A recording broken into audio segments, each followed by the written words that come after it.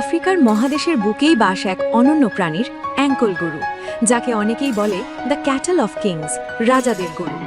এদের রাজকীয় রূপ, বিশাল শিং এবং সহনশীলতা আফ্রিকার ইতিহাস ও সংস্কৃতির এক অবিচ্ছেদ্য অংশ। অ্যাঙ্কল ওয়াটুসি গরু আফ্রিকার উষ্ণ ও শুষ্ক পরিবেশে খুব ভালোভাবে মানিয়ে নিতে পারে। এরা অল্প পানি ও কম খাদ্যেও বেঁচে থাকতে সক্ষম, যা তাদের মরুভূমি অঞ্চলের উপযোগী প্রাণী করে তুলেছে। অ্যাঙ্কল গরুর ইতিহাস হাজার বছরের পুরনো। ধারণা করা হয় এদের উৎপত্তি আফ্রিকার গ্রেট লেকস অঞ্চলে, বিশেষ করে উগান্ডা, রুয়ান্ডা, বুরুন্ডি ও তানজানিয়াতে। এই জাতটি বিশেষভাবে পরিচিত ওয়াটুসি নামে, যা এসেছে তুতসি উপজাতি থেকে।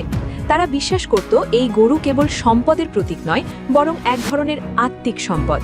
তাদের গরুর সংখ্যা দ্বারা সমাজে মর্যাদা নির্ধারিত হতো। একটি পরিবারের যত বেশি অ্যাঙ্কল গরু থাকত, তারা সমাজে তত সম্মানিত হতো। এদের সবচেয়ে চোখে পড়ার মতো বৈশিষ্ট্য হল বিশাল শিং, যা দৈর্ঘ্যে প্রায় 2.4 মিটার বা 8 ফুট পর্যন্ত হতে পারে। শিংগুলো দেখতে চওড়া ও বৃত্তাকার। শিংয়ের ভেতর ফাঁপা গহ্বর থাকে, যেখানে রক্ত চলাচল করে। তপ্ত আফ্রিকার গরমে এই রক্ত ঠান্ডা হয়ে গরুর শরীরের তাপমাত্রা নিয়ন্ত্রণ করে। এভাবে গরুটি সহজেই তীব্র রোদ ও পানির অভাবে টিকে থাকতে পারে। শরীরের রং সাধারণত লালচে বাদামি, তবে কখনো কখনো সাদা দাগও দেখা যায়। এরা দিনে প্রায় 20 থেকে 30 কিলোমিটার হেঁটে পানি বা ঘাসের সন্ধান করতে পারে। অ্যাঙ্কল গরু মূলত উগান্ডার বনারোয়া ও বাচিগা উপজাতি, রুয়ান্ডার তুতসি সম্প্রদায় এবং তানজানিয়ার মাসাই জনগোষ্ঠীর মধ্যে সবচেয়ে জনপ্রিয়। উগান্ডার প্রেসিডেন্ট ইয়োভেরি মুসেভেনি নিজেও একজন অ্যাঙ্কল গরু পালনকারী। তিনি নিজ খামারে শত শত অ্যাঙ্কল গরু লালন করেন এবং বলেন তারা এই গরুকে শুধু পশু নয়, পরিবারের সদস্য হিসেবে গণ্য করে। এদের বিয়ে, উৎসব, এমনকি মৃত্যুর অনুষ্ঠানেও অ্যাঙ্কল গরু একটি গুরুত্বপূর্ণ প্রতীক। এরা সাধারণত মুক্ত চারণভূমিতে রাখে, যেখানে গরুগুলো স্বাধীনভাবে ঘোরাফেরা করে। অ্যাঙ্কল গরু গরম সহনশীল, খরা ও রোগ প্রতিরোধে খুবই শক্তিশালী। এই কারণেই আফ্রিকার কঠিন জলবায়ুতেও এদের টিকে থাকা সহজ হয়েছে। অ্যাঙ্কল গরুর দাম সাধারণ আফ্রিকান গরুর চেয়ে অনেক বেশি। উগান্ডা ও রুয়ান্ডায় একটি ভালো জাতের অ্যাঙ্কল গরুর দাম 3000 থেকে 10,000 মার্কিন ডলার পর্যন্ত হয়ে থাকে। বিশেষ করে বড় শিংওয়ালা পুরুষ গরুগুলোর দাম আরও বেশি, অনেক সময় 20,000 ডলার পর্যন্ত পৌঁছে যায়।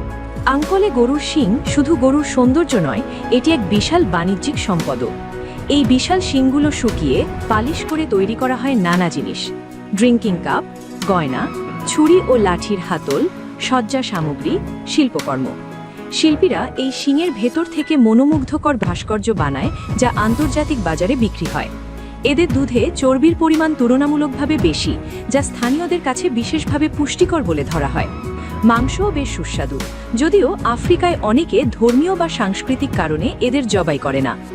বাজার মূল্য: একজোড়া বড় ও নিখুঁত আঙ্কলে শিংয়ের দাম আন্তর্জাতিক আর্ট মার্কেটে 500 থেকে 5000 মার্কিন ডলার পর্যন্ত হতে পারে।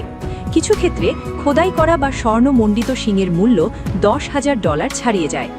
আঙ্কলে গরুর শিংয়ের উচ্চ মূল্যের ঘিরে গড়ে উঠেছে এক ভয়ঙ্কর চোরাচালান চক্র।